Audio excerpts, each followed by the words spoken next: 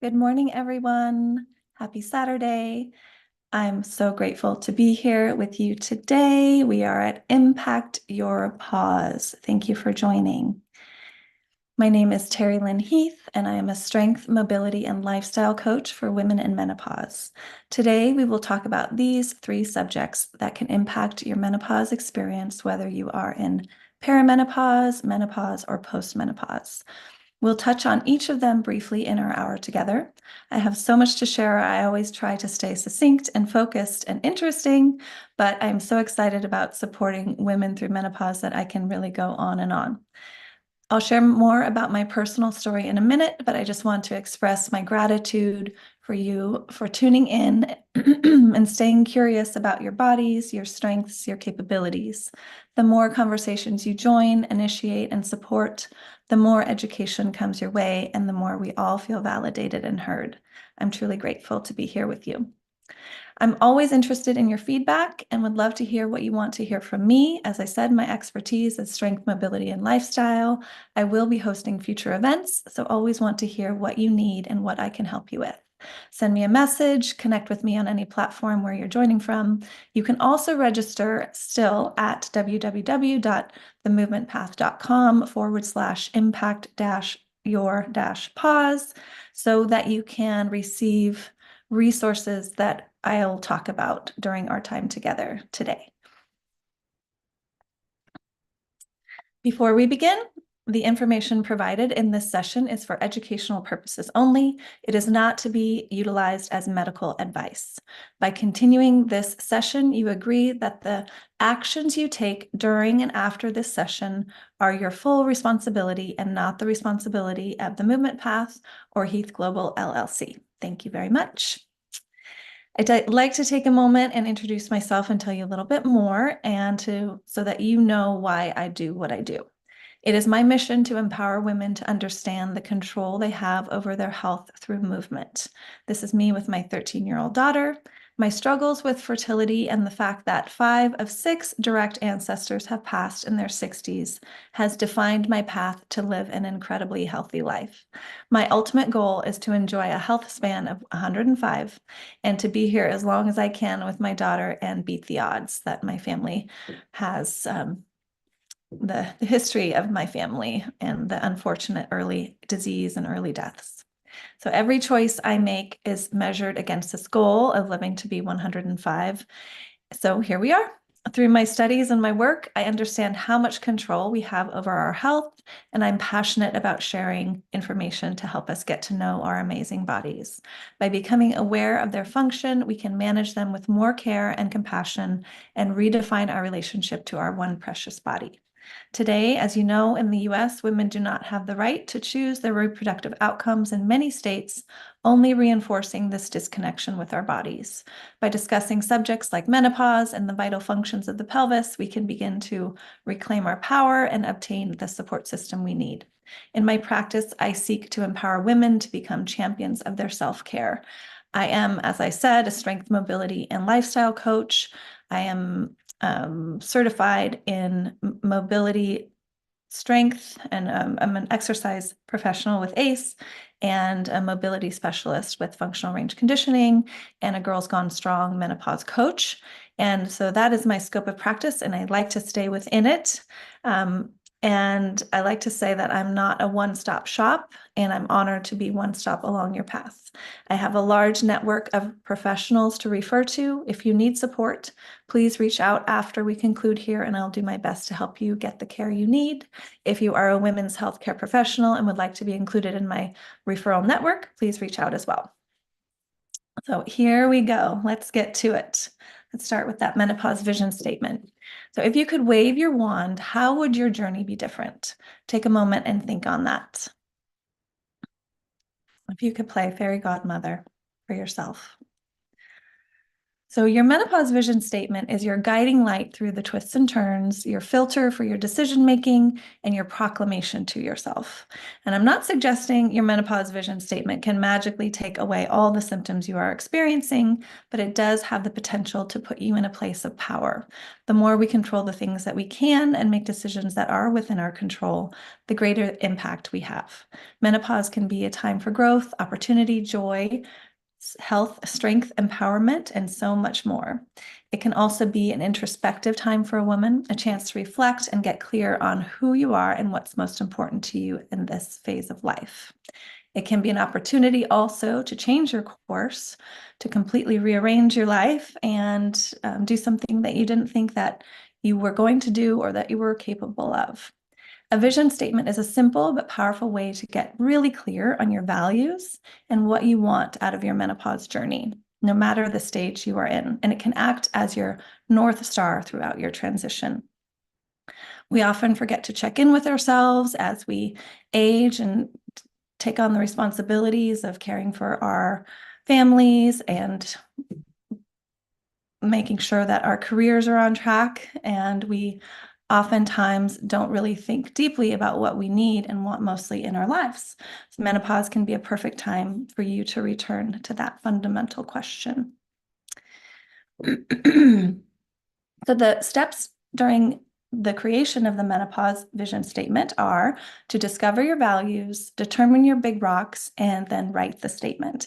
So we're going to gloss briefly over this. If you wanted to grab a pad of paper and a pen, you can follow along and do this quickly. My colleague Allison Prest over on LinkedIn, she's also trained in delivering this exercise, and maybe she'll be doing a full-length section on this, not to put Allison on the spot, but go ahead and give Allison a follow over on LinkedIn, Allison Prest.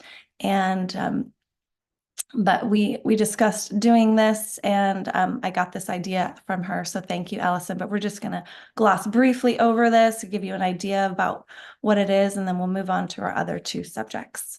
So our menopause vision statement, step 1, to discover your values. So here's a list of values that you can use to get your thoughts going. And the idea here is to choose 10 values that you value most highly, and then you can bear that list down to 5 and then bear that list down to 3.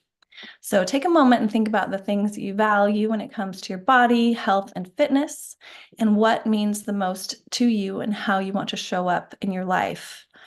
So consider how when you think about your nutrition, which values do you most strongly identify with? When you think about your lifestyle, which values do you most strongly identify with? When you think about your mindset, and so forth. And the point here is to think about what resonates deeply with you and how you can make decisions that align with these deepest beliefs. So take a moment. You can either look at this list or think about your own. Whatever comes to mind for you, you can jot those 10 down, and then you can circle the 5 and then circle the 3, and then you come out with your most valuable values, what you value the most in your life. So moving on to step 2, and I will send you the full worksheet if you do register at the link that I mentioned, www.themovementpath.com/impact-your-pause. And whether you're watching this live or whether you're watching the replay, you can still use that link, and I'll send these resources along. So as I said, we're moving pretty quickly through this, so it's just to give you an idea of how this exercise can be performed. So determining your big rocks is step 2, and your big rocks represent your top priorities, the things that are that would make the biggest differences in your life, the thing that would move the needle the most to make you feel the most fulfilled. So as the analogy goes, when you fill up a jar, you need to put the big rocks in first, And then you can put the little rocks and then the sand. But if you put the sand first, the things that mean less to you, things that are kind of like icing on the cake, those, then you don't have room for your big priorities. So you want to put your big priorities in the jar first. These are essential to your survival and your fulfillment. And they can be related to family, friends, service, career, sleep, health, religion, a whole bunch of other things. So spend a moment thinking about your life and the people, activities, characteristics, and things that you want to prioritize in your future. What makes the biggest positive difference in your life and makes you feel most fulfilled? What can't you imagine a life without? And a couple of prompts could be what type of work or leisure activities do you get most excited about? What kinds of things do people count on you for that you enjoy doing? How do you want to spend your time? Things that maybe they're things that you're already prioritizing, and some may be ones that you want to turn your focus on in the future. So similar to how you discovered your values, start by listing your top 10 big rocks and then work on narrowing it down to 5 and then to 3. And step 3, finally, is now you're ready to pull it all together and craft your menopause vision statement that defines what's most important to you in your life, highlights how you want to spend your time and energy, and it can specifically prioritize how you want to prioritize your health and fitness, and also might include things that are a little bit bigger, but that still contribute to your overall well-being. So there are several ways you can write this statement, and here are just a couple of examples. So in my life, thriving during menopause means, and insert your surrounding myself with these people, engaging in this activity on a regular basis and achieving this goal. And that turns into, in my life, thriving during menopause means spending as much time as I can with my immediate family, tending to my beautiful garden, and being strong enough to do a push-up. And then another example, during and after menopause, I want to prioritize my family and friends, my health, and service to others. This will look like having my kids over for meals, helping care for my grandkids, and organizing charity walks with my friends. All of these activities help me live according to my values of purpose and connection. So you can start with this, and there are other examples I can send you. Again, if you register, I can send you the full worksheet. And this is also something that you don't need to do all at once. You can iterate on this over and over. So you can craft your initial statement, and then you can run your life through it a little bit, and then you can tweak it a little bit and iterate on it several times. But once you've written your initial statement, you can ask yourself the following questions. Does this statement align with my top 3 values? Does this statement take my top 3 big rocks into consideration? Does the statement align with how I want to spend my time? And when I close my eyes and envision living according to this statement, do I feel good? Do I feel joyful, expansive, light, excited, or inspired? And if you can answer a confident yes to these questions, then you've just crafted your menopause vision statement. And if you'd like to me to email you the full worksheet, you can either just drop a message to me and ask me to do that, or register, as I've provided the link in the beginning and I'll provide again at the end. So I hope that is helpful and that gets you thinking and inspired, and it can really act as your North Star. And like I mentioned, I want to live to be 105, and I have crafted my vision statement according to that. And so everything that I do today, I can run my my decision making through that vision statement, and it is quite helpful because it helps me quickly decide in one way or another how I'm going to spend my time and what choices I'm going to make. All right, so that completes our menopause vision statement segment. We're going to be moving on to mobility in menopause. This is a subject I'm incredibly passionate about. I came to menopause coaching through mobility coaching as I was blown away by this fact, and that is that the information coming from your joints is prioritized by the brain, bypassing the filter in the spinal column, providing the brain with invaluable information about how and where you want to move. So this is incredibly important because basically refers to you don't move where you don't move, or move it or lose it. So that it speaks to the incredible importance of moving our joints specifically and letting our brains know that we want to move here. So we know that our tissues and bones are at risk of decreasing throughout the aging process, and specifically in menopause. And this makes mobility in menopause extremely important because mobility is the foundation of fitness and health. And by mobility here, I mean joint capability, not just stretching, not just being flexible, but really the capabilities of our joints. And I'll continue to explain what I mean about that. But imagine the frame of your home, under the sheetrock, beneath the floor, over your head, in your ceiling. These are beams. There are beams. These beams are held together by joints. And if those joints aren't strong, it doesn't matter how strong the beams are, the house will ultimately malfunction in some way if those joints aren't stable. So we can apply that same principle to our bodies, and by implementing intentional joint rotations and strengthening exercises, we can impact this foundation directly to build our other strength upon. Another point here is that the body is incredibly efficient. It does not spend energy where it is not needed. So if you're not moving your arm behind you, except for once a week or once a month when you have someone in your passenger seat and your purse is behind you, your body will save that energy, that movement, for something else that you're doing more of, like typing. The body doesn't know what you want to do unless you give it direction. And what many people do not know is that you can impact the architecture of your joints. You can lay down new tissue, you can lay down ligaments, tendons, and you can impact cartilage health through movement. So this is something I like to tell everybody who will listen to me, because we can impact the strength of our joints, and that isn't widely known. So let's talk about our body's design for a little bit. Our bodies are designed to hunt and gather, and did so for 83,000 generations. It's hard to imagine or put that into perspective, but I can tell you a couple more facts that might help. The agricultural age began 350 generations ago, the industrial age 7, and the digital age only 2 generations.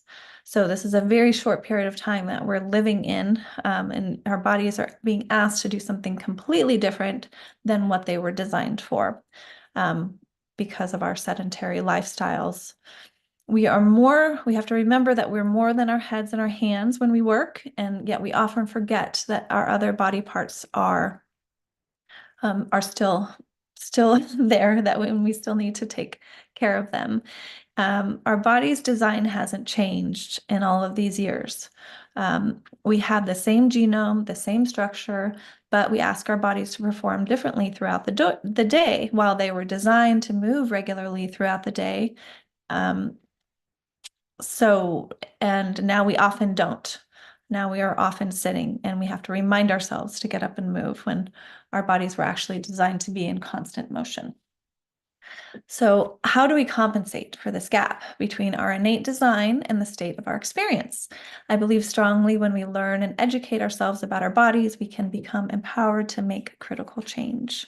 So the more we know, the more we can make an impact. Here is a diagram, couple diagrams of our joints to help you envision what's going on. And over here on the left, we see the two bones in relationship to one another, which is the definition of a joint. We see cartilage in between the two joints, and then we see this blue casing, and that is the joint capsule. The joint capsule houses the synovial fluid, and when we move our joints in relationship to one another, or move our bones in relationship to one another, synovial fluid is released, and that's a good thing. In this case, this fluid is a good thing, and we want more of this. We want to create more space between our bones so that we are not at risk of impingement or at risk of that cartilage declining. So by moving your joints through the full range of motion, the joint capsule expresses fluid and impacts the space around the bones moving relative to one another.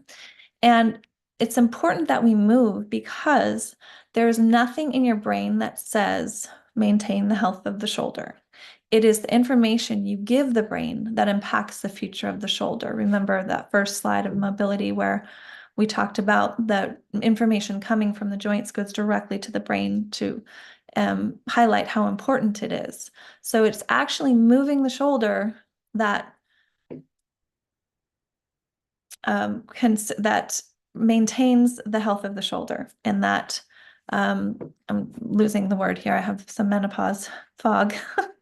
But to guarantee the health of the shoulder, you do need to move the shoulder. It's not a supplement. It's not a magic shot. It's actually movement and exercise. And I believe strongly that we were given what we need. Not to say that we shouldn't be taking supplements or we shouldn't be taking an HRT for our specific circumstances. That's not at all what I'm saying. I absolutely think that that's a highly personal decision, but I do advocate for exercise in all cases. Whether you're taking HRT, whether you're feeling good already, we absolutely need to exercise and move in specific ways to impact the health of our bodies moving forward. Another example here to further paint the picture. So injury will occur when external force exceeds internal strength. And this is the same whether you are rolling your ankle or whether you're hit by a bus. It's the same principle that when the external force exceeds your internal capability of withstanding to that pressure, we will experience injury. So as we journey through menopause, we become more at risk due to thinning tissues and reduced bone density. But without special attention paid to strengthening our joints and our tissues with movement, we become more at risk of injury. And it's not just because we're old that we have trouble moving. It is simply that we are not moving in effective ways to support the lifestyle we expect to live.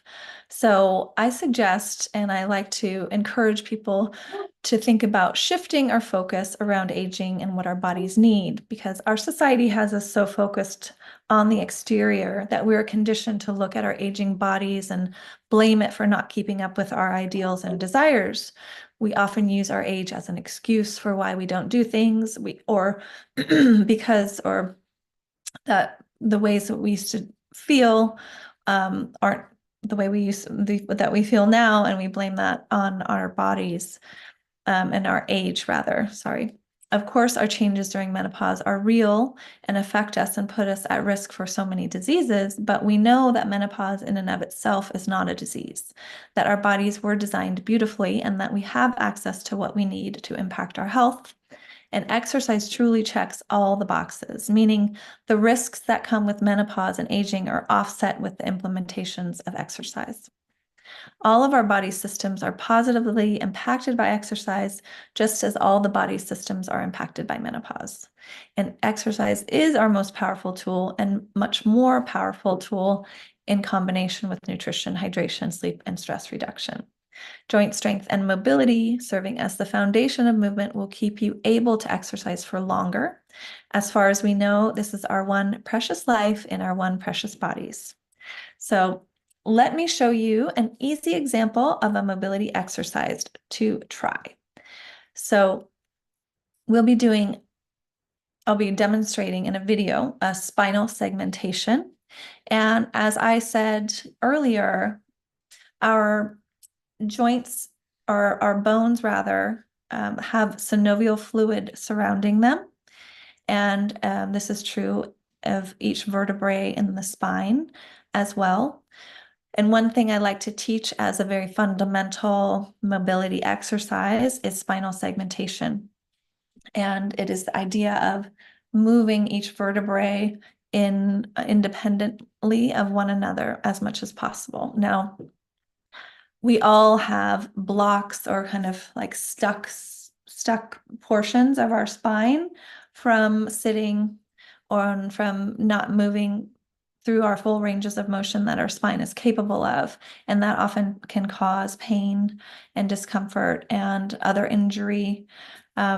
So you can expect to not be able to move every vertebrae independently of one another as you first try this exercise, and I don't want you to get discouraged because it's true for all of us. I do mention this in the video that you'll see.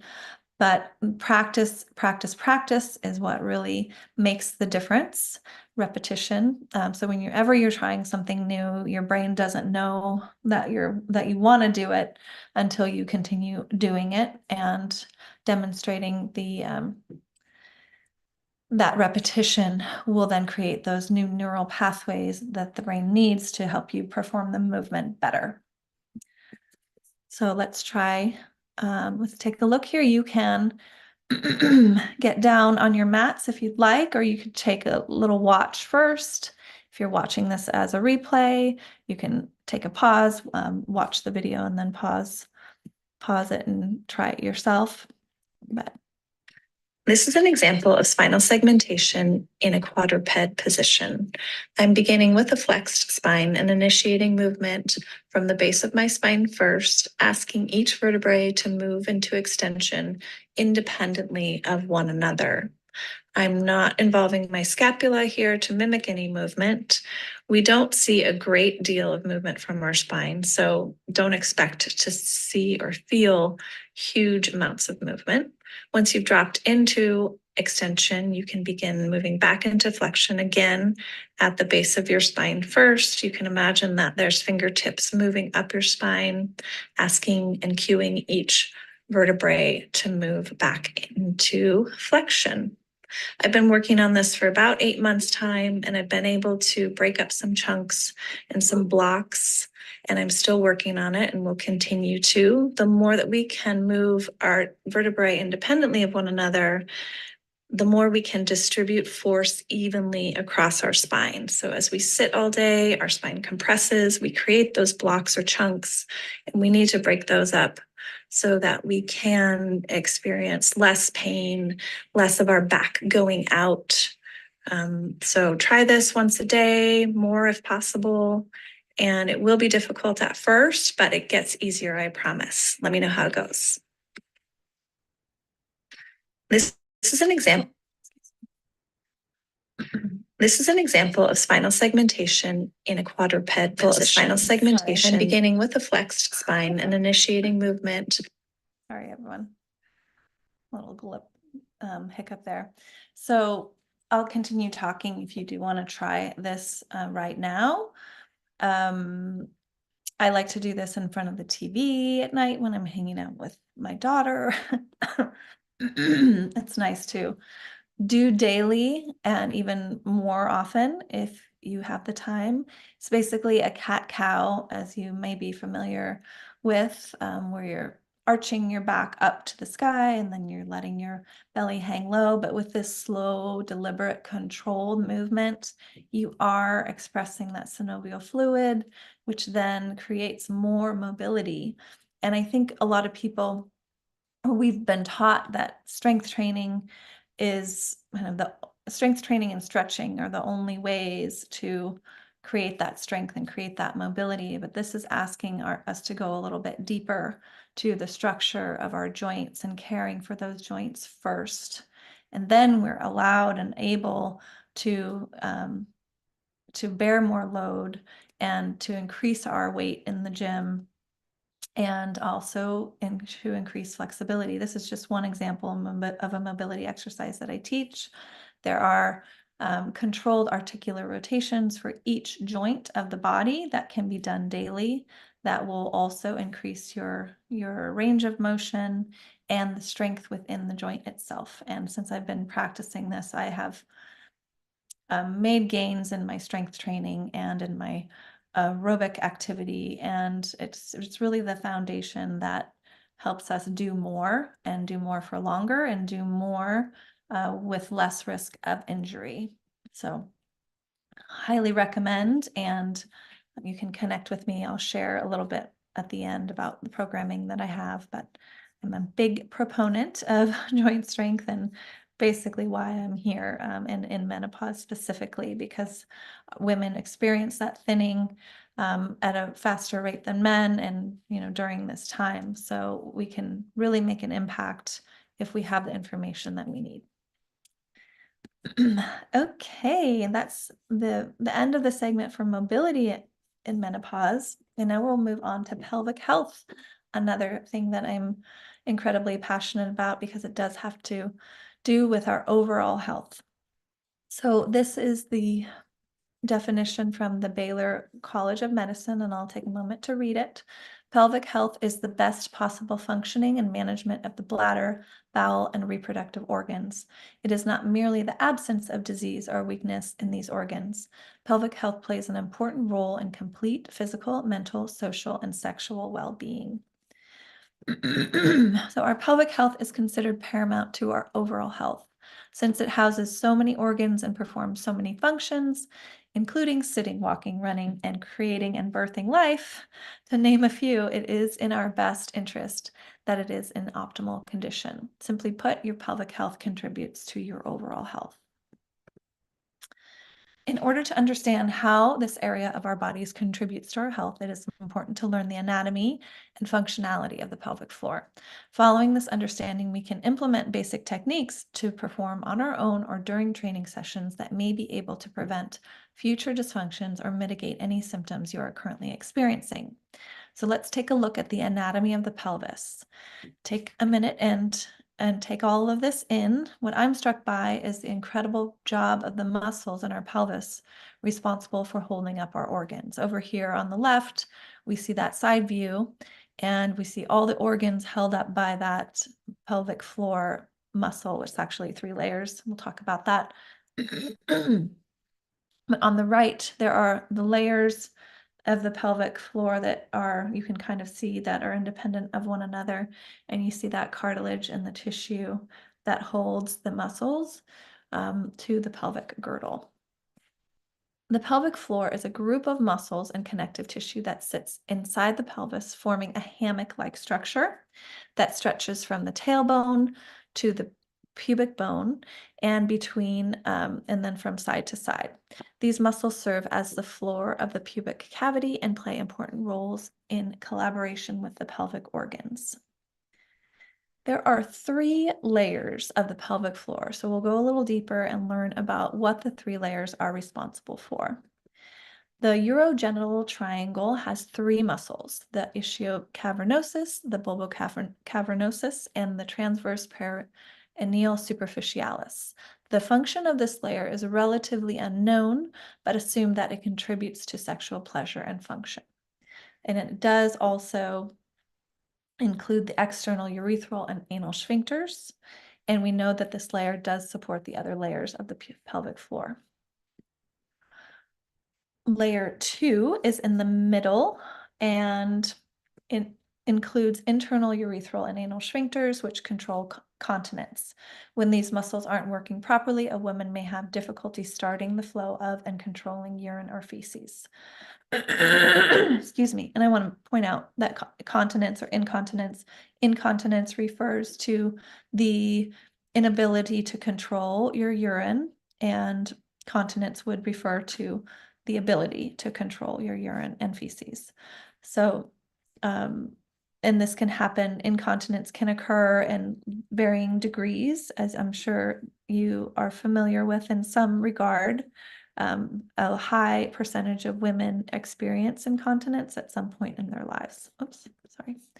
Now we're here at the deep pelvic floor. This layer is the one most of us are familiar with and is often considered to be 2 muscle groups. In this deepest layer, the muscles work together with the surrounding fascia and connective tissue to lift and support the pelvic organs, thus preventing prolapse. They also contribute to maintaining continence. So you can see that all the layers support continence, which is a favorable function and attribute. Incontinence of some form is very common in women during pregnancy and after childbirth, and during the menopause transition and beyond. It can significantly affect quality of life, and in most cases is very treatable with the correct guidance and support. I want to emphasize here this list of risks of postmenopause, perimenopause, menopause on the pelvis. I want to emphasize that these conditions are not uncommon. They're more common than not, and we can impact them through exercise and treatment if we talk about them. Many of these can be impacted by exercise alone. Some of the risks are decline in reproductive hormones cause thinning tissues. Genitourinary syndrome of menopause, or GSM, I'll explain a little bit more about in just a minute. Possibility of low tone, poor strength, poor coordination, pelvic organ prolapse, which means that the organs are at risk of falling through or are sitting lower and kind of falling through the pelvic floor muscles, and that can be to any degree. There are different degrees of pelvic organ prolapse. Incontinence or leaky bladder, and other pelvic floor dysfunction like difficulties emptying the bladder and bowel and pelvic pain. The prevalence of prolapse and incontinence are less known since many women are embarrassed to speak about these sensitive issues. But having conversations like this can open up the dialogue and make sure we are offering the support to women that we deserve. Let's talk a little bit about GSM.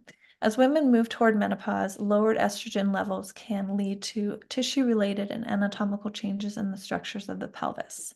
Genitourinary syndrome of menopause, or GSM, is a chronic progressive condition that affects the female genitourinary tract, including the bladder, urethra, external genitalia, pelvic floor tissues, and vagina.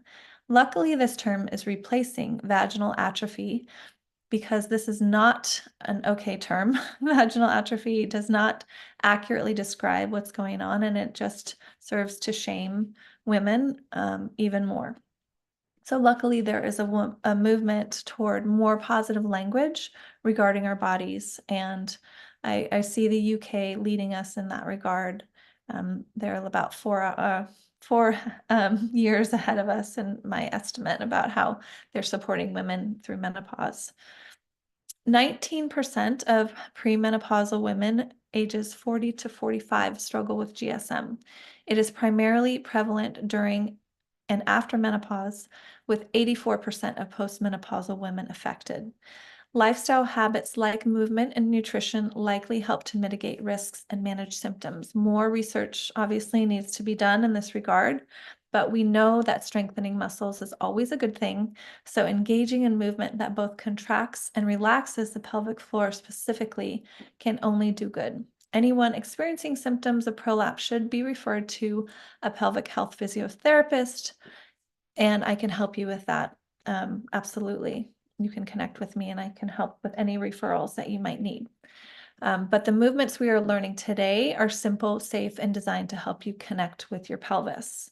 But again, if you do need some support, if you think you're experiencing prolapse, which some of the symptoms would be a bulge in your vagina, or any pain, or kind of feeling like there's a little bit of falling going on, that things are sitting a little bit too low, you may be experiencing prolapse. Again, very common and nothing to be embarrassed about, but we just need to talk about it and support each other in getting the care that we need. So a pelvic health physiotherapist is someone that you'd want to see, and your general practitioner could refer you to a pelvic health physiotherapist and make sure. Basically, a physiotherapist is what a physical therapist is called throughout the rest of the world. In the US, we call it a physical therapist, but a physiotherapist is what I'm using because that's more worldwide. And it's important that your physiotherapist has specialization in pelvic floor health. So something to keep in mind. And again, if you need some referrals, I can help you with that.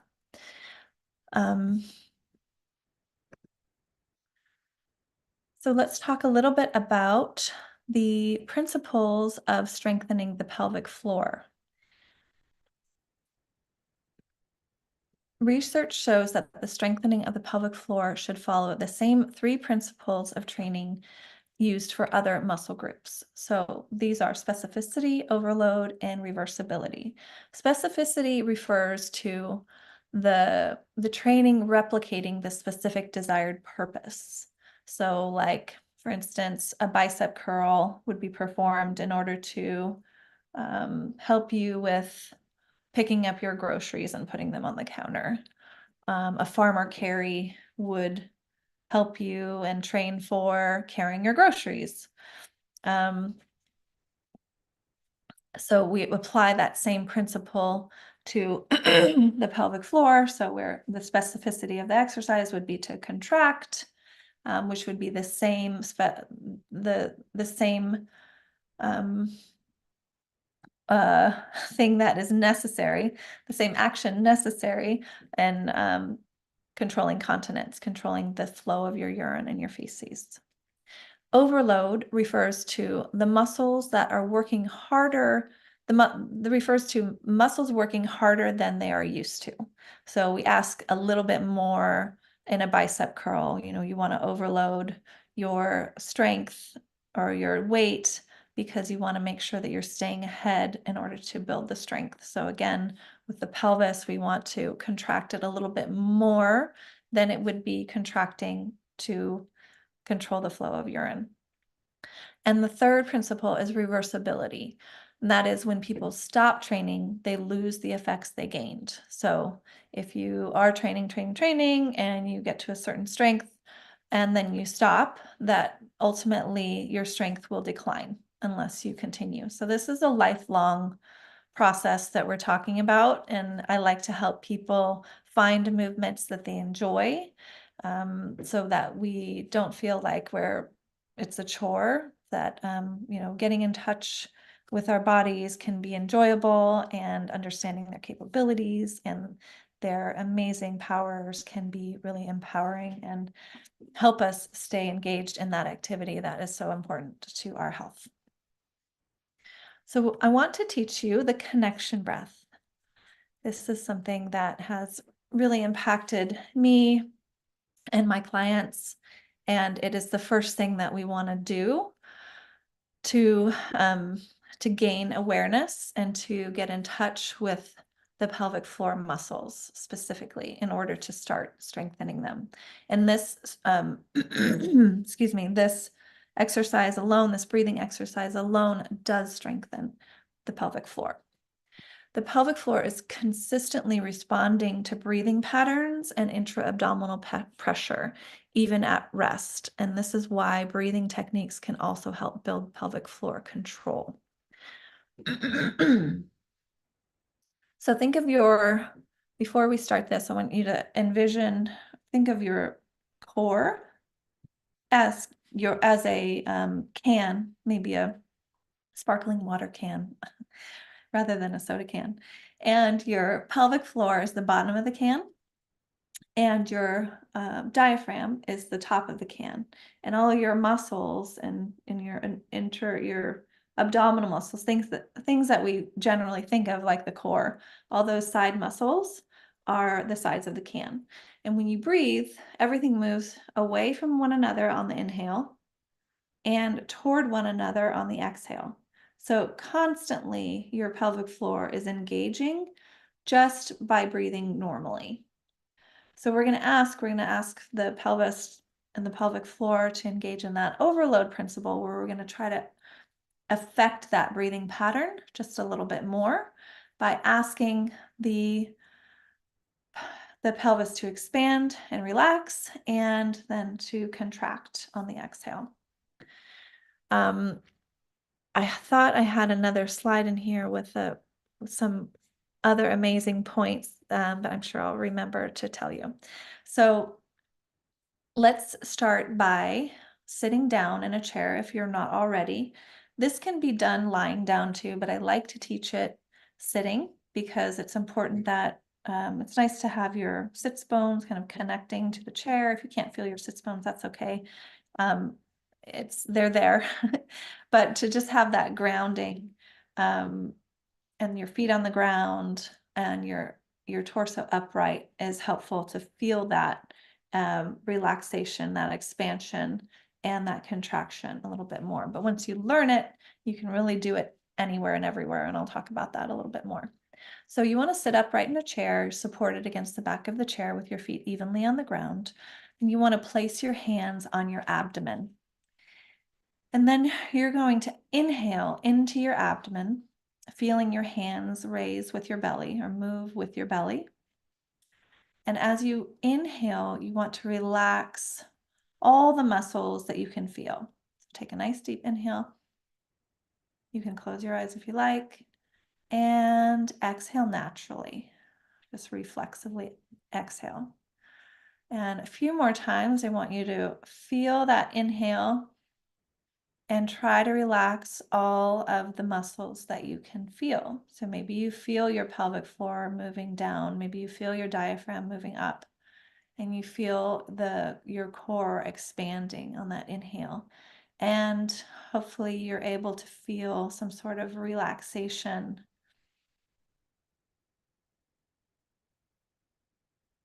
Just exhale naturally. Again, inhale.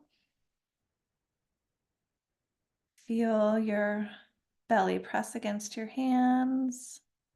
And exhale naturally. One more time, inhale. And exhale.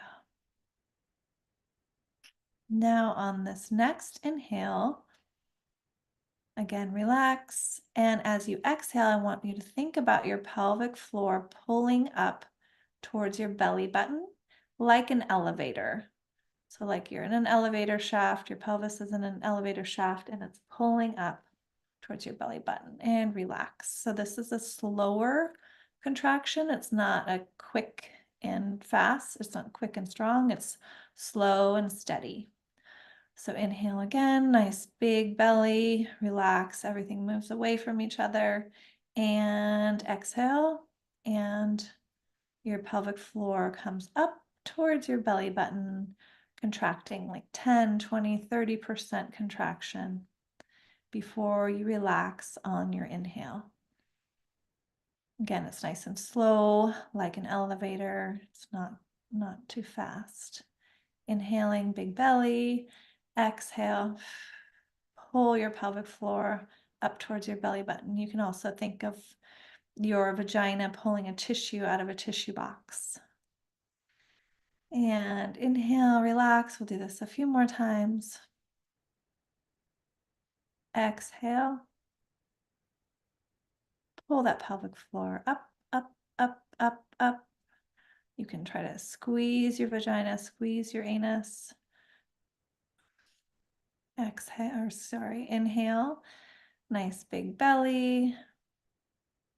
Exhale, pull your pelvic floor, contract your pelvic floor like you're pulling it up the elevator shaft towards your belly button. One more time, relax everything on the inhale. Relaxing is just as important as contracting. And pull that pelvic floor up, up, up, up, up towards your belly button and give it a squeeze. That always relaxes me so much because it's very similar to diaphragmatic breathing and which accesses or stimulates your vagus nerve, which helps to calm you. So I always come away with that even after teaching, like, a couple of things that I wanted to mention. The pelvis has slow twitch fibers and fast twitch fibers that need to be strengthened. So the slow twitch fibers are things like we're accessing slow twitch fibers by doing this type of exercise, by a slow contraction. And when I say 20, 30%, that means like think about your maximum strength at 100% and your weakest strength at 0%. And so find some way, somewhere in that lower half below 50 that you can access to contract and strengthen. And I'm starting with a lower number because sometimes it's hard for us to even feel our pelvic floor. So don't be discouraged if you are having trouble accessing it or feeling it. As I said, same thing with mobility. Our brains need to understand that we want this by doing this. So just the fact that you're trying will help your brain understand that you do want to move in this way, that you are asking your pelvic floor muscles to engage and to move up. And then your brain will understand, okay, well, she wants to spend energy here. So let's make that happen. Let's lay some neural pathways for her to be able to perform this exercise better next time. You know, when you hear muscle memory, or that's really what we're talking about. The more you do something, the more your muscle and the more your brain also is engaged in helping you perform that movement. So next time you do this, it will be easier. And each time you do it, you'll be able to contract just a little bit more. And then we can apply that principle of overload to make sure that we're contracting just a little bit more than we would in a when we're using the restroom. So I could go on and on about this, but I think I will continue. I'm sure I'll continue sharing things as we move through this. Okay. So these are a couple of different exercises that impact the pelvic floor and the hip in your hips. And I believe that, or the hips are connected to the pelvis, obviously. So, and the cartilage and the joint tissue are connected. So you saw how the pelvic floor is attached to the pelvic girdle, and then the hips are attached to the pelvic girdle as well. So all of these, we're all in an interconnected body of systems that work together. So by moving our hips, we can also impact the pelvic floor. This is an easy thing that is accessible to everyone. Again, safe. It's a windshield wiper with tension. So in this video, I'm asking that my knees stay as far apart from one another as possible, and they move from side to side. So as you move one, you move one as far as you can before the other one follows. And that tension provides a tension in the hip capsules that create that synovial fluid that I was talking about earlier and create more movement and more capacity. So you can watch this here and let your hips move freely in as much as you're controlled as you're moving your knees down to the floor as far as you can. You're lifting that knee, trying to hold that tension, keeping your knees as far apart from one another as possible, pretending they're allergic to one another as you reach that other knee towards the ground. Nice and slow and controlled.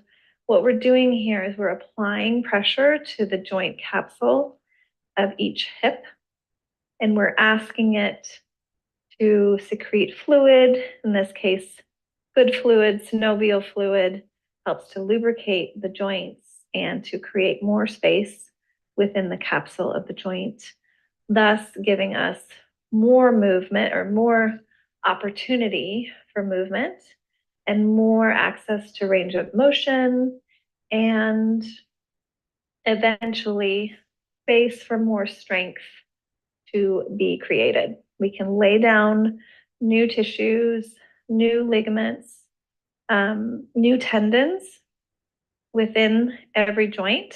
It's something that a lot of people don't know, surprisingly enough. But we can strengthen the actual connective tissue that holds our muscle to our bone. Now let your hips move. Breathe. so that in this one, it's important to note that your butt doesn't have to stay on the ground. You can kind of let your hips move from the ground as you're driving your knees. And I can send you these full-length videos if you register, or just send me a message on any of the platforms that we're on together. This next video is a anterior and posterior tilt. So you're tucking and tilting, creating space between your back and the mat on the tilt and pressing your lower back into the ground on the tuck. I'm sure you're familiar with this, tucking and tilting your pelvis, and then moving up and slowly into a bridge is a great exercise for your pelvis. I'm not going to play that because I know that it's a simple enough exercise to explain, and we're kind of running short on time. This one I want to introduce because it's like a cat-cow in a seated position. In this, you're rocking your pelvis back and forth in this case and providing that pressure on your joint capsules as well, helping to increase your movement in your pelvic floor and in your muscles. So I do want to share this a little bit. Really stretch your arms and find that stretch in your spine.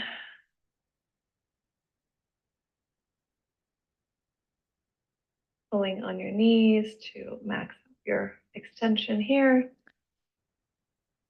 Exhaling into flexion or a curved spine.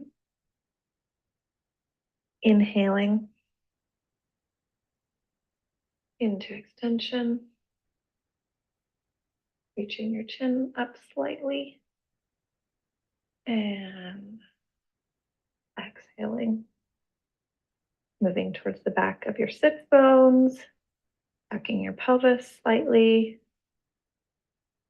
Inhaling, moving to the top. Okay, and that can be done. You can that can be paired with the connection breath. Another point I wanted to make is that you can pair that connection breath with any exercise, even a bicep curl. And it is recommended that that connection breath is paired with at least one exercise of any training session that you're doing.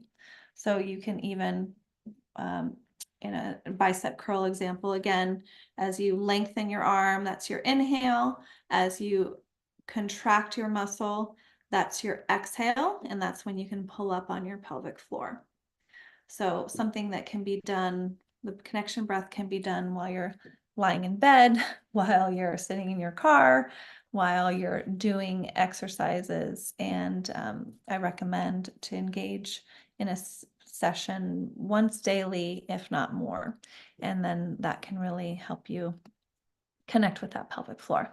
And these additional exercises are just an example of pelvic exercises that impact pelvic health and can get your pelvis moving in great flexible ways. And we're at the end here of our time together, but before we close, I wanted to ask if it was okay if I share my current program with you. And I'm very excited about what I've got going on currently. Optimize Your Pause is a 12-week menopause fitness coaching program. We focus on strength, mobility, and lifestyle change. There's all the menopause education that you can imagine throughout that 12 weeks, and workshops on mindset and self-care, as well as a complete fitness program. So 12 weeks of fitness programming, depending on your level, but depending on your goals and depending on your lifestyle circumstances. And I focus on habits and lifestyle change coaching. And we work one-on-one together, and we can also have opportunity for group sessions as well. So that's fun, and that is starting on the 22nd of this month. That's March 22nd, and applications are currently being accepted. You can visit themovementpath.com for a full description, and